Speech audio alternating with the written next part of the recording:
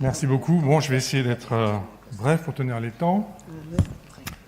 J'ai la lourde tâche de clore cette longue journée. 25 minutes, ouais. Donc, en préparant ce topo, je me suis rendu compte que j'étais déjà venu il y a quelques années ici même pour parler de transfert horizontal déjà. Sous le regard sévère de vos illustres prédécesseurs, en fait, là, ces bustes-là, c'est très impressionnant. En fait, regard sévère, en fait, c'est un peu les gardiens du temple. Et puis mes histoires de transfert horizontal, c'est un peu titiller un des dogmes fondamentaux de la théorie synthétique de l'évolution. Donc, s'il pouvait parler, j'ai l'impression qu'il me dirait encore « tu vas quand même pas remettre ça toujours ». Bon, mais je vais quand même le faire parce que il y a eu des données, il y a une accumulation récente de données sur ces fameux transferts horizontaux qui interpellent les évolutionnistes que nous sommes. Oui, je sais, c'est pas Mendel. Donc je commence mon topo en parlant de Darwin. En fait, je vais juste mettre un petit grain de sel assez rapide sur quelques petites réflexions historiques sur la genèse de la théorie synthétique de l'évolution. En fait, bien sûr, la reproduction sexuée est centrale dans la réflexion de Darwin, bien avant Mendel, enfin parallèlement à Mendel. C'est bien le maintien du soi par la reproduction sexuée qui est importante là, et à la fois, c'est presque antilogique, mais le maintien, la diversité du soi par la reproduction sexuée, qui est centrale dans la pensée de Darwin, et finalement, Mendel, la contribution de Mendel, très importante bien évidemment, c'est de fixer les modalités de la transmission verticale de l'information génétique. Bon, bien sûr, ces deux aspects fondamentaux ont été synthétisés dans la théorie néo-darwinienne, Huxley, Dobzhansky, etc. Alors, beaucoup de gens sont interrogés sur en fait les rapports qui ont pu exister ou pas entre Darwin et Mendel. Je crois qu'on en a parlé hier. En fait, moi, je me suis posé la question en lisant L'origine des espèces. Alors, j'y ai pas vu d'illustration de Greedy Algorithm, mais par contre, un chapitre très intéressant qui concerne l'étude des animaux domestiqués et tous les croisements qu'il a pu faire entre pigeons domestiques, et en particulier, alors pas seulement sur l'hybridation, mais sur l'analyse des descendances et l'émergence de caractères sauvages chez les pigeons. Alors moi, lisant ça un peu benoîtement avec un œil de généticien, je dis mais enfin, il avait tout ce qu'il fallait pour faire lui-même la théorie néo-darwinienne de l'évolution, mais en fait non. Et en fait, il y a des historiens qui sont intéressés à ça. Alors on sait qu'il a lu un traité d'un botaniste allemand, Hoffmann, je crois, sur l'hybridation chez les plantes. Dans ce traité, il y a tout un passage sur les travaux de Mendel, et page 52, je crois, et Darwin a noté à la main la page 51, 53, 54, et rien sur la page qui concerne Mendel. Et puis il disait aussi, de toute façon, les mathématiques sont à la biologie ce que le scalpel était au charpentier. Donc en fait, il avait une vision, peut-être il était un peu arrêté par cette modélisation, cette formalisation mathématique des lois de l'hérédité. Enfin bref, voilà, j'arrête là. Quoi qu'il en soit, on a tous été nourris ici au sein de la théorie néo-darwinienne de l'évolution. Bien sûr, on pense tous que l'innovation, la diversité des populations naturelles, c'est la source de l'évolution. L'augmentation de la fitness des individus, c'est la source de l'évolution au sein des populations naturelles. C'est la population, l'unité de l'évolution, et le centre de la théorie de la sélection. Et bien sûr, les transferts horizontaux dans cette affaire, ils ont très mauvaise réputation. Ils ont très mauvaise réputation parce que, bien sûr, ils mettent à mal ce dogme central, vraiment, de la théorie néo-darwinienne. Et pourtant, je vous assure qu'il y a de plus en plus, si vous lisez la littérature, il y a de plus en plus d'exemples qui montrent que ces transferts horizontaux ont lieu de manière régulière dans la nature et qui contribuent à l'adaptation des espèces. Je vous donne ici quelques exemples, mais il y en a plein d'autres. Le séquençage de la mousse... C'est là que j'appuie ? Non. Excusez-moi.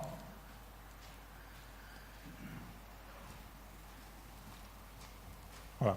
Donc le séquençage de la mousse Physcomitrella patens, le séquençage de son génome a mis en évidence que des gènes impliqués dans la colonisation des milieux terrestres, en fait, étaient probablement issus de transferts horizontaux à partir de bactéries, de champignons, de virus. Les arthropodes aussi qui mangent les plantes, vous savez que la majorité, enfin les arthropodes, les insectes qui mangent les plantes sont une minorité dans le monde vivant, et parce que les plantes se défendent très bien contre la plupart des insectes, sauf contre les insectes phytophages qui réussissent à manger des plantes grâce à des transferts horizontaux à partir aussi de bactéries et de champignons, en particulier de gènes de dégradation des parois végétales. L'adaptation aux faibles intensités lumineuses des fougères, c'est aussi une histoire de transfert horizontal à partir de bryophytes. Et enfin, cet exemple que j'aime beaucoup, mais qui n'est pas un transfert horizontal, il y a une limace de mer, Elysia chlorotica, qui est en fait photosynthétique. C'est le seul exemple, je crois, d'animal photosynthétique. Alors cet animal devient photosynthétique en consommant des algues, et en fait, les chloroplastes restent fonctionnels dans les tissus de cette limace, et elle devient photosynthétique. Ce n'est pas un transfert horizontal sensu stricto, puisque en séquençant le génome des œufs de cette limace, on voit bien qu'il n'y a aucune trace de chloroplastes. Donc si la limace arrête de manger les chloroplastes, elle n'est plus photosynthétique. Alors, quand je vous dis que ces transferts horizontaux ont une mauvaise réputation, c'est très souvent, enfin, quand on présente ces travaux, même si on fait très attention à être très rigoureux et à être très critique vis-à-vis des données expérimentales, souvent, des reviewers vont vous dire, de toute façon, c'est bien connu que les transferts horizontaux n'existent pas, alors allez voir ailleurs. Bon. Alors, en fait, il y a 3 critères vraiment de détection de transferts horizontaux. Je vais rapidement, mais parce que je vais y revenir tout à l'heure, la High Similarity HS, qui consiste à trouver des gènes qui se ressemblent trop entre 2 génomes qui ont divergé il y a très longtemps. Voilà. Alors ça, il faut faire très attention, parce que on va vous dire tout de suite, mais comment tu n'es pas sûr que c'est un gène qui est sélectionné et qui est très conservé au cours de l'évolution, donc il faut être attentif. La deuxième, c'est patchy distribution, c'est-à-dire qu'on va trouver la présence du gène transféré un peu disséminé dans un arbre phylogénétique. Là encore, il faut faire très attention, parce qu'on vous dira, mais pourquoi tu ne peux pas nous dire comme explication alternative que ce gène a été perdu, dans les lignées où il est absent, et non pas que ce n'est pas une acquisition. Et enfin, les incongruences phylogénétiques qui, en fait, quand on compare l'arbre des espèces concernées par le transfert avec la séquence du gène transféré, on voit très bien que ça ne marche pas, qu'il y a une incongruence entre la topologie des arbres. Voilà. Donc aujourd'hui, je vais vous parler d'un exemple de transfert horizontal d'éléments transposables. Bon, je continue à provoquer les gardiens du temple, alors j'appelle ça les gènes volants. Alors c'était les gènes sauteurs, maintenant je les appelle les gènes volants. Donc c'est une histoire qu'on a découverte, que nous avons faite il y a 2 ans avec un étudiant en thèse très, très brillant qui s'appelle Mouin El Baïdouri, dont le père est un artiste et qui nous a gentiment fait l'illustration, la couverture de Genome Research. Et j'ai longtemps je pensais que ça me rappelait quelque chose. En fait, je sais ce que c'est maintenant. C'est une interprétation, ça. Et vraiment, il est très espiègle, son papa, parce qu'en fait, j'avais jamais vu cette peinture comme une allégorie de la spéciation. Vous voyez, c'est Dieu qui laisse Adam comme ça. Voilà. Mais en fait, alors, notre histoire dit exactement le contraire. Alors, donc, les éléments transposables, on a eu... Je vais gagner du temps, parce que on a eu une belle introduction sur les éléments transposables. Je vais beaucoup parler de plantes, parce que Thierry Heinemann n'a pas fait. Donc, en fait, les génomes de plantes sont très complexes. Ça, on le sait. Les gènes, ils sont très souvent minoritaires, comme Thierry l'a illustré tout à l'heure, et qu'il n'y a bien sûr pas de corrélation entre taille de génome et complexité biologique, ce qu'on sait grâce à Thomas, avec le paradoxe de la Valorcien, depuis 1971. Et j'ai la même photo que Thierry, apparemment on est tombé sur la même. Alors, ce que je voudrais rajouter sur l'histoire de Barbara McClintock, c'est que la découverte des éléments transposables a été la découverte d'un transposon qui a inactivé un gène. Pendant très très très longtemps, on a vu les éléments transposables uniquement que comme des éléments mutagènes. D'accord ? Donc, qui ne pouvaient avoir qu'un effet délétère, en fait, inactiver l'action de gènes. Et cette vision qu'on avait des éléments transposables est une vision très négative. Donc, c'était ou bien des choses qui servaient à rien, junk DNA, ou bien des choses plutôt mauvaises pour le génome, dont le génome devait se protéger absolument. Et tout ce qu'on a entendu sur le contrôle des éléments transposables, même dans les publications que vous lirez aujourd'hui, sur le contrôle de la transposition, il y a toujours une introduction qui dit les éléments transposables en sautant partout sont mauvais, il faut que la cellule s'en protège. Cette vision a beaucoup changé. Je voulais juste vous dire aussi que ces éléments transposables sont très divers. On a proposé une classification il y a quelques années, parce que depuis la découverte de ces transposons, depuis la découverte des rétrotransposons à LTR, et grâce au séquençage des génomes, on s'est rendu compte que le monde des éléments transposables était vraiment un monde à part, qu'il y avait énormément de diversité. Le programme TARA, dont on a entendu parler au cours de cette journée, va très probablement permettre de découvrir des nouveaux types d'éléments transposables. Donc c'est très difficile de juste parler d'éléments transposables, de les réduire juste à un transposon ou un rétrotransposon à LTR. Donc voilà, c'est une histoire vraiment en cours. Donc pour juste revenir à cette histoire sur l'impact fonctionnel des éléments transposables, je vous donne quelques exemples de modifications positives en fait, qui ont été sélectionnées par les sélectionneurs, les créateurs variétaux. Par exemple, le raisin blanc, c'est une histoire d'insertion de rétrotransposons, non pas dans le gène, mais en amont du gène, cette insertion ayant donc modifié l'expression du gène. L'orange sanguine, c'était exactement la même histoire, et en plus, il y a deux événements indépendants. Donc vous voyez, on sait aujourd'hui que les éléments transposables peuvent créer de la variabilité génétique qui peut être bénéfique, qui peut être exploitée économiquement. Il y avait aussi dans mon discours la même histoire. Alors c'est un peu débattu, il semblerait qu'il n'y aurait pas que des rétrovirus dans cette histoire.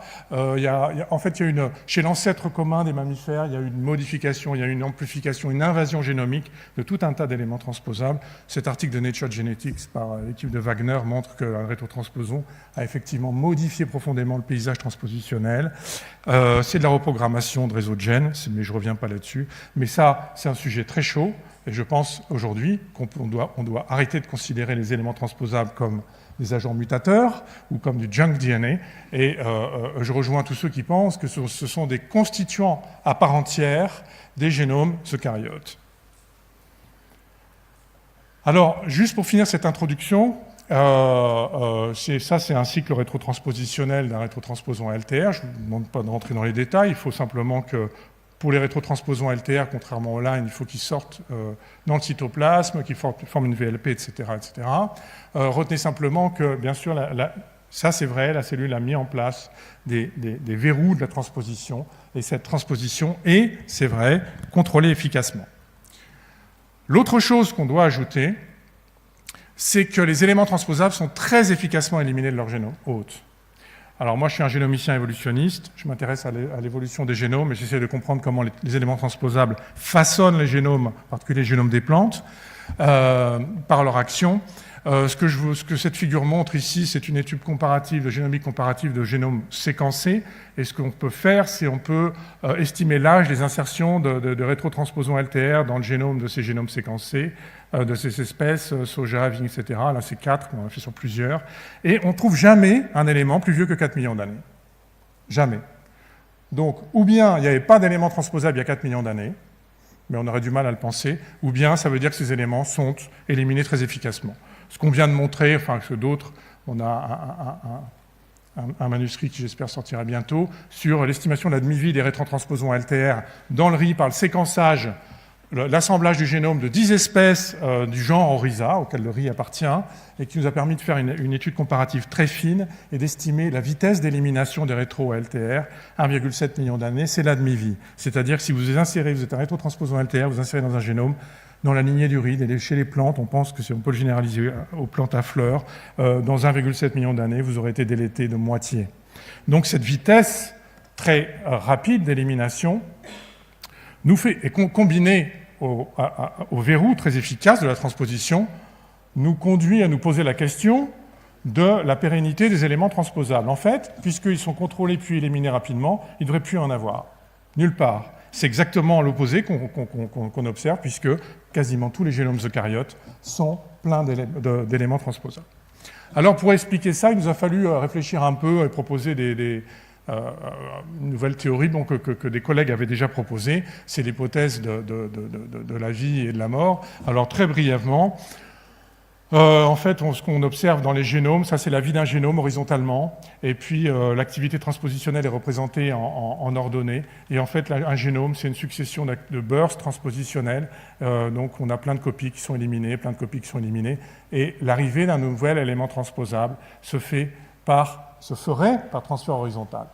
Ce transfert horizontal permettrait donc d'arriver dans un génome naïf, où il ne serait pas perçu comme un élément transposable qui peut se multiplier, et il pourrait se multiplier jusqu'à être éteint par la machinerie de silencing et puis éliminé. Voilà. Donc nous avons en fait nous avions découvert un transfert horizontal d'un rétrotransposon LTR il y a quelques années, qu'on a appelé route 66, entre sorgho et riz. Là, là c'est une belle illustration d'incongruence phylogénétique, puisque cet élément du riz, là, est plus proche du sorgho, du maïs, qui ne l'est d'autres bambousidés. Enfin, là, clairement, il y a quelque chose qui ne va pas. Et en fait, on a aussi mis en évidence que ce transfert était réel par d'autres approches que je ne vais pas décrire aujourd'hui. Bien sûr, après cette première découverte, on s'est dit qu'il fallait pousser ces études plus loin. Donc nous sommes des génomiciens, comme je l'ai dit, donc on s'est servi des génomes séquencés. Alors très vite, moi j'ai dit qu'il faudrait comparer tous les génomes séquencés de plantes. Là, je vous montre, on a travaillé sur 45 génomes. 45 génomes, on a une grosse machine à Perpignan, on a un gros cluster de calcul de 400 cœurs, enfin c'est un très gros...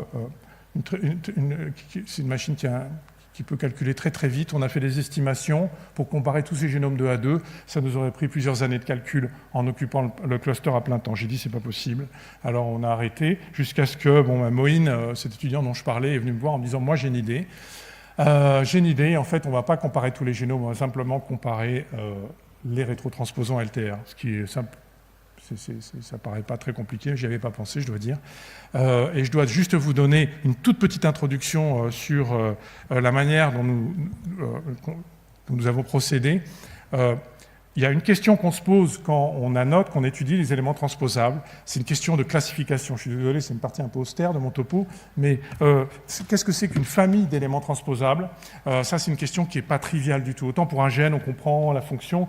Un élément transposable, c'est beaucoup plus difficile. Or, quand on veut faire de la génomique comparative, quand on veut comparer l'évolution de génomes distincts, il faut vraiment parler le même langage, qui est loin d'être le cas, car tous ces génomes, souvent, sont annotés par des équipes différentes, qui n'utilisent pas les mêmes méthodes et qui donc ne racontent pas du tout les mêmes histoires. Alors, juste brièvement, ici en haut, je vous montre un élément intact, et comme je vous l'ai dit, il se passe plein de choses. Ces éléments peuvent accumuler des mutations, avoir des insertions, avoir des délétions, ou même avoir leur partie interne complètement remplacée par autre chose, qu'on appelle des lardes. Et ce qu'on propose, nous, c'est non pas de définir une famille par type, mais d'attribuer une famille à un type de LTR. Et ça nous a permis d'aller, je ne vais pas rentrer dans les détails, mais vraiment d'être beaucoup plus efficace dans l'étude de la dynamique évolutive des rétrotransposons. Une fois qu'on a la famille, on définit des sous-familles, effectivement, mais ce qui est important, c'est d'abord d'avoir ces familles bien définies. Vous allez tout de suite comprendre pourquoi. Donc on a réannoté le génome du riz, on avait fait une fois déjà, on l'a réannoté, on s'est rendu compte que notre approche tenait la route, avait un sens. Et on a annoté les génomes de ces 45 génomes de plantes. Donc, qu'est-ce qu'on a fait? Il y a des programmes qui permettent de récupérer des rétrotransposons LTR, on en a écrit nos propres programmes aussi. On a récupéré 300 000 copies complètes de rétrotransposons chez tous ces génomes végétaux séquencés. Première chose qu'on a faite, c'est de les classifier. Okay. Ab initio, en fait, comme si personne ne l'avait jamais fait. Alors bien sûr, je prends le génome de la clémentine, je vais trouver des familles clémentine 1, cluster 2, pareil pour la vigne, une famille de vigne, où il n'y a que des éléments de vigne dans la famille de la vigne. Et puis de temps en temps, nous avons trouvé des familles. Donc on définit une famille avec 90% d'identité de séquence, c'est très élevé. Et par contre, on trouve dans cette famille des éléments à la fois de vigne et de clémentine. Et ça, c'est une signature très claire de transfert horizontal, par le critère de High Similarity, HS. Alors, voici le premier transfert horizontal qu'on a trouvé entre la vigne et la clémentine, qui sont assez éloignés dans l'arbre des plantes à fleurs. Alors, bien sûr, Moïne m'a trouvé ça, mon étudiant, je dis non, mais tu sais, on va se faire allumer de toute façon, même si 94%, il faut qu'on bétonne l'analyse, alors tu vas me trouver l'identité moyenne de tous les gènes de ces génomes, enfin des gènes. Alors, on a trouvé 20 gènes qui étaient considérés comme des gènes universels chez les plantes, qui sont conservés dans tous les génomes de plantes. Et j'ai dit, très bien, tu vas me calculer la diversité moyenne de ces 20 gènes. Et il a trouvé qu'il y avait une diversité moyenne de 79% pour ces gènes très conservés, soit bien inférieur aux 94% que nous avions trouvé pour ce rétrotransposon LTR. Alors, il est venu me voir, il était content, je dis, ça ne suffit pas, 20 gènes, c'est pas assez. On est bioinformaticien, donc tu vas me faire une analyse genome-wide des 30 000 gènes, de la clémentine et de la vigne, et tu vas me trouver la divergence moyenne des 30 000 gènes, si tu pouvais trouver des relations d'homologie sécurisées, bien sûr. C'est ce qu'il a fait une distribution. Voici la distribution des 20-30 000 gènes pour lesquels on a pu trouver de l'homologie. Et on a vraiment un pic autour de 70. Alors c'est marrant, c'est bimodal. Je ne discuterai pas ça plus loin, mais on a des traces, bien sûr. C'est ce que disait Jean, des cycles de polyploïdisation, dépolyploïdisation de ces génomes. Mais on a toujours notre rétrotransposon en 94%, qui est vraiment bien à droite et significativement plus conservé que le reste du génome. Je parle du reste de l'espace génique. Et je vous dis qu'il faut aussi considérer que ces rétrotransposons ne servent à rien. Donc ils sont complètement libres de toute sélection. Alors bien sûr, on a validé expérimentalement ce travail. Alors, c'est très simple, hein, il suffit de faire des PCR, de cloner, de séquencer et de vérifier qu'on a bien récupéré et bien vérifier que toutes les clémentines qu'on peut trouver sur les étals des marchands de fruits et légumes ont ce rétrotransposon. Pareil, dans Perpignan, on a de la chance d'avoir beaucoup de vignes. Alors bon, c'est facile d'aller de prélever des feuilles de vigne à Perpignan. Voilà, sans aucun, surtout pas demander le matériel au centre qui a séquencé le génome, parce que en fait, le risque, c'est qu'il y ait une pollution de l'ADN, bien sûr. Je peux vous annoncer que si vous prenez le génome du maïs, vous trouverez dans le génome du maïs des séquences de tomates. Bon, Jean n'a rien à faire avec ni avec le maïs ni avec la tomate. 100% d'identité et au-delà de l'élément transposable. Donc c'est clairement un problème d'assemblage qui s'est mal passé. Bon, il faut faire très attention. Donc pour aller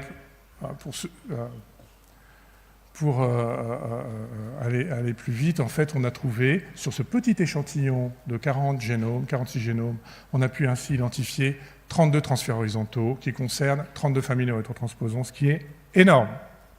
Énorme. Et on les a tous validés. Expérimentalement, je veux dire, en récupérant de l'ADN, etc. Alors bien sûr, vous verrez qu'il y a plus de transferts intra-famille, entre genres, qu'entre monocote et dicote. Mais quoi qu'il en soit, ce résultat m'a beaucoup surpris, ce qui veut dire qu'en fait, des transferts horizontaux d'éléments transposables, il y en a beaucoup plus que ce qu'on pensait.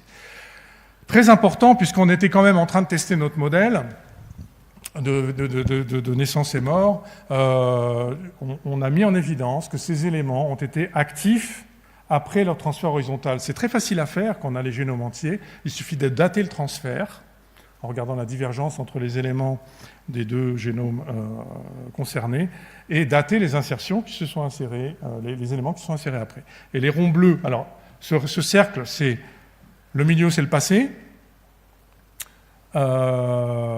l'extérieur, c'est le présent. Donc plus vous êtes près de l'extérieur, plus vous avez sauté récemment. Les traits rouges, c'est la date estimée du transfert. Et vous voyez que pour la plupart des éléments concernés par le transfert horizontal, on a bien une activité transpositionnelle postérieure au transfert, et dont certains ont connu un burst transpositionnel significatif dans leur génome. Alors on ne peut pas savoir quel est le sens du transfert, malheureusement. Alors après, là, je finis ma présentation par l'estimation, une tentative d'estimation du nombre de transferts horizontaux à partir de cet échantillon de quelques génomes. On a testé 46 génomes mais qui appartiennent à 38 genres. On a donc fait 700 comparaisons de 2 à 2. On a trouvé 25 transferts horizontaux, c'est les cases rouges. Alors une estimation brute de décoffrage, c'est 4,5% de paires positives et qu'il devrait y avoir à peu près 3 millions de transferts horizontaux au cours des 3 derniers millions d'années chez les plantes à fleurs. Ce qui est pas mal. Alors bien sûr, j'ai dit attention, bon, c'est un peu trop simpliste, alors il faut regarder si ces génomes ne sont pas biaisés. Alors c'est une discussion que je crois que Jean a eue dans son topo. Effectivement, les génomes séquencés, pour ce qui concerne les plantes, sont biaisés. On a séquencé beaucoup de céréales. Ce qui fait que quand on compare les génomes 2 à 2, on a tendance à comparer plus de génomes de céréales entre eux que d'autres génomes. Bon, alors on a corrigé, bon bref, on arrive autour de 2 millions de transferts horizontaux. C'est bien sûr, ça reste qu'une estimation, donc prendre avec des pincettes, mais c'est un chiffre qui nous a paru très très très important. Alors je finis avec un modèle révisé. Alors ça, c'est la manière dont on représente un génome. Alors il est tard, donc c'est pas très compliqué, vous m'accorderez. Donc pour nous, c'est un container avec un robinet qui le remplit, c'est la rétrotransposition, et un robinet qui le vide, c'est la délétion. Donc la taille d'un génome, à un moment donné, résulte de ces deux forces antagonistes qui sont la rétrotransposition et l'élimination par délétion. Et puis la couche bleu foncé au fond, ce sont les gènes. Les gènes qui ne sont pas touchés par le processus, qui sont, eux, probablement délétés, comme les éléments transposables. Par contre, eux, ils passent par le crible de la sélection et des délétions délétères sont bien sûr éliminées des populations naturelles. Donc on a combiné, on a complété ce modèle en y incluant les éléments, les transferts horizontaux. Et donc on dit qu'on prétend, enfin c'est notre nouveau modèle théorique, les transferts horizontaux assurent la survie à long terme des éléments transposables en échappant à la machinerie de silencing de leur génome hôte. Donc dans leur nouveau génome naïf, les ET s'amplifient jusqu'à ce qu'ils soient à leur tour inactivés et éliminés, à moins qu'ils soient de nouveau transférés. Et puis je laisse une dernière phrase à votre réflexion. Alors je reviens sur les transferts, cette fois-ci les transferts horizontaux, gènes ou pas gènes, éléments transposables ou pas éléments transposables. Et ne pourrait-on pas proposer une nouvelle hypothèse qui serait que les transferts horizontaux pourraient contribuer à l'adaptation des écosystèmes au changement de l'environnement en permettant la dissémination de facteurs génétiques adaptatifs entre espèces distinctes. C'est-à-dire que, concrètement, ces flux de gènes interspécifiques pourraient permettre la dissémination de gènes potentiellement adaptatifs au sein des espèces, mais l'étendre à l'écosystème. Ce qui, bien sûr, nécessite un développement théorique tout à fait particulier, parce que je ne sais pas ce que c'est que la fitness d'un écosystème. Donc on peut rester très néo-darwinien en disant ça, bien sûr, mais je ne sais pas ce que c'est que la fitness d'un écosystème. Est-ce que c'est la diversité spécifique d'un écosystème qui fait sa fitness, ou bien est-ce que c'est simplement l'utilisation des ressources de chacune des espèces, etc., etc. Néanmoins, je pense que ces transferts horizontaux ont été négligés jusqu'à présent, et les exemples que je vous ai donnés dans la littérature vraiment de caractère adaptatif, de transferts horizontaux de caractère adaptatif suggèrent qu'ils puissent effectivement jouer un rôle important dans l'évolution. Et je vous remercie. Merci beaucoup. Là, la personne derrière moi, elle me cligne des yeux en fait. C'est mon premier professeur de génétique. C'est lui qui m'a donné envie de faire de la génétique. En plus, c'était mon président de jury de thèse. Donc il me regarde, il fait comme ça veut dire que je suis comme ça. Bien, merci beaucoup. On va pouvoir rouvrir cette présentation et d'ailleurs les autres à la discussion générale, oui. Allez-y. Bon. Je ne sais pas si c'était mon premier professeur de génétique, mais presque. Non, j'avais juste une question. J'ai lu un papier récemment où en fait il disait qu'une façon de pouvoir regarder si c'était des transferts horizontaux ou de la transmission verticale, c'était de regarder si les transferts horizontaux en fait avaient eu lieu dans des régions qui étaient orthologues en fait. C'est-à-dire quand tu observes... Et donc, en fait, ce que je me demandais, c'est si c'était possible de faire ça. Tu parles d'un papier dans MBE ? C'est ça. Ouais, qui dit qu'on ne sait pas de quoi on parle sur les transferts horizontaux. Non, mais si, ils le disent. Mais donc, je suis revenu sur ce papier, je dois préparer une réponse d'ailleurs dans le journal. En fait, les relations d'orthologie dont il parle, bien sûr que c'est ça la clé. Si tu me trouves une insertion orthologue entre deux espèces qui ont divergé il y a longtemps du même élément transposable, alors tu rejettes l'hypothèse du transfert horizontal. Sauf que leur relation d'orthologie entre la pomme et la poire, parce que c'est de ça qu'il s'agit, oui, bon.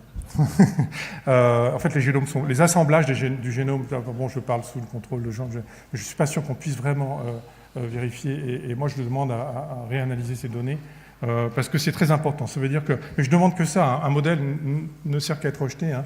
Je demande qu'à avancer et puis passer à un autre modèle. Mais franchement, sur ce cas particulier... Non, mais tu as raison. Je voulais juste savoir si tu y croyais, en fait, parce que moi, j'ai lu le papier, mais effectivement, je ne suis pas spécialiste, donc je voulais juste avoir un avis d'un spécialiste, quoi. Ouais. Donc tu penses qu'en fait, ouais, les génomes sont mal annotés avec leur relation d'orthologie. Je n'ai pas eu le temps, mais je vais regarder leurs données et je vais réanalyser les données, en particulier sur les relations d'orthologie, qui sont essentielles ici. D'accord. Je sais pas, moi j'avais une deuxième question, oui. C'était sur le 4 millions d'années, là. Jusqu'à où tu peux aller, en fait, étant donné la séquence du LTR et taux de mutation, il y a un moment où forcément tu vas plus savoir si c'est 4 ou 10, enfin je sais pas. Et donc à quel moment la séquence est trop courte pour de toute façon inférer des datations parce qu'il y a une saturation Est-ce que c'est justement 4 millions et c'est pour ça qu'on voit plus rien après? Alors tu sais, pour les éléments transposables, en fait, ils délètent tellement vite que les distances, on les calcule avec de la divergence observée. On ne s'embarrasse pas de la saturation. Distance de Kimura jusqu'Cantor, on ne s'embarrasse même pas. Ils disparaissent avant même d'avoir accumulé trop de substitutions. Chez les plantes, chez les mammifères, c'est complètement différent, puisque la demi-vie chez les mammifères est estimée, alors c'est un gros mot, 800 millions d'années, bien sûr, et les mammifères ont moins de 800 millions d'années, simplement, on trouve des traces d'insertion orthologue, pour le coup, qui datent de l'ancêtre des mammifères. C'est pour ça qu'on a pu mettre en évidence ces histoires de grossesse. Voilà. Mais chez les plantes, malheureusement, chez les plantes, ça va beaucoup plus vite que ça. Donc en fait, il n'y a pas d'histoire de saturation. Oui. Ça pose une question intéressante, parce que si les éléments transposables sont transférés horizontalement plus que les autres types d'éléments génétiques, à ce moment-là, on peut soit faire l'hypothèse de la sélection, c'est moins contre-sélectionné ou c'est sélectionné plus positivement, ou alors une hypothèse mécanistique qui est qu'il y a un véhicule qui permet de passer d'une espèce à l'autre. Mais comme ils ont perdu les gènes d'enveloppe, donc c'est quoi le véhicule? Est-ce qu'il existe Bon, bah alors, je n'ai pas parlé des mécanismes. J'ai fait exprès, je me dis il y aurait des questions. Bon, voilà, je voulais pas. Alors, bien sûr, on pense, on cherche les vecteurs possibles des transferts horizontaux. Alors, il y a des études, il y a un papier de l'équipe de Clément Gilbert à Poitiers qui vient de publier dans PLOS Génétique une très belle étude, un séquençage profond d'une population de virus, dans lequel il montre qu'il y a 4% de virus qui infectent une mythe, je ne sais plus le nom de l'espèce. On y trouve 4% de gènes qui appartiennent à l'hôte dans ces populations de virus, principalement des éléments transposables, impliqués dans les transferts horizontaux d'ailleurs, mais pas que. Et je dis pas que parce que je m'intéresse de plus en plus aux transferts horizontaux, mais pas que des éléments transposables. Et bien sûr, on a trouvé des transferts horizontaux de gènes, principalement dans des espèces proches biologiquement, et en particulier des espèces impliquées dans des relations hôte-parasites. Voilà. Si vous lisez la littérature, vous verrez qu'il y a beaucoup d'exemples de transferts horizontaux d'un système hôte-parasite. Mais moi, je dis que ce n'est que la première étape d'un très long voyage, puisqu'il faut passer de l'hôte au parasite, mais aussi faut-il que ce parasite emmène cette séquence chez une autre espèce éloignée phylogénétiquement, qui n'a aucune relation biologique avec la première, et aussi faut-il que ce gène ait une fonction qui puisse être, et dont on peut dire, voilà, les fougères, les fougères et les mousses, ou les insectes et les champignons. Voilà. Mais oui, tu as raison, les virus, c'est l'hypothèse aujourd'hui la plus travaillée, parce que la plus probable. Voilà. Donc ça se passerait par un parasite. Et ce parasite pourrait être un virus, ou ce parasite est forcément une forme genre... Alors, il y a des exemples de transferts entre bactéries, plantes, bactéries, animaux, champignons, plantes. Il y a des exemples dans tous les systèmes hôtes parasites, en fait. Plantes, les cuscutes, très beaux travaux du groupe de Jeff Palmer, qui montrent que la cuscute il y a plein dans les plantes parasites, en fait, il y a plein de transferts de gènes, alors sous forme d'ADN, mais également d'ARN messager. Les mouvements d'ARN messager sont... il y a les greffes aussi, très beaux travaux de Ralph Bock, qui montrent que quand on fait de la greffe, on peut voir des mouvements d'ADN. Donc, et la greffe, ce n'est pas seulement une pratique horticulturale, les greffes existent dans la nature. Donc les fusions entre arbres, par exemple, de racines d'arbres, je ne sais pas si c'est très courant, mais ça existe dans la nature. Ça pourrait être aussi un mécanisme. Tiens. Oui.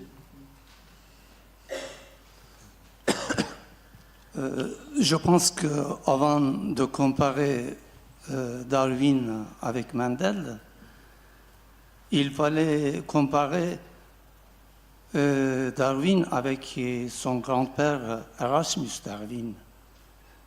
Parce que Mendel, il est né en 1822, alors que les poèmes de grand-père de Darwin ont été traduits en langue italienne en 1800.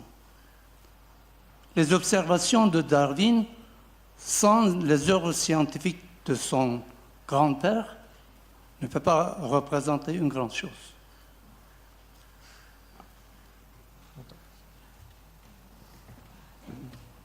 sais pas. Question qui n'est pas darwinienne. La méiose fait un nettoyage des LTR. Est-ce que des successions de méiose font-elles un nettoyage ou selon les cas donnent-elles lieu à amplification? Est-ce qu'il y a une relation entre les successions de méiose et les mouvements? Ah oui, pour l'élimination, tu veux dire? Oui. Ouais, je pense que non. En fait, il y a les transposons, par exemple, qui sont des éléments de classe 2, qui sautent, qui s'excisent et qui se réinsèrent. En théorie, conservent leur nombre de copies quand ils sont actifs, puisqu'ils s'excisent avant de se réinsérer. Or, il y a un type d'élément de classe 2 qui est le plus fréquent chez les génomes végétaux, qui sont les mites, les petits bouts de transposons. Et ceux-là se multiplient à des centaines, voire des milliers de copies. Et on suppose que c'est dans la fourche de réplication, mais pas de la méiose, de la mitose, tout simplement. Donc ils sautent avant la fourche, et puis ils sont corrigés, donc ils sont ailleurs, et puis c'est multiplié leur nombre de copies comme ça. Mais bon, je ne suis pas spécialiste de la mécanistique de la transposition.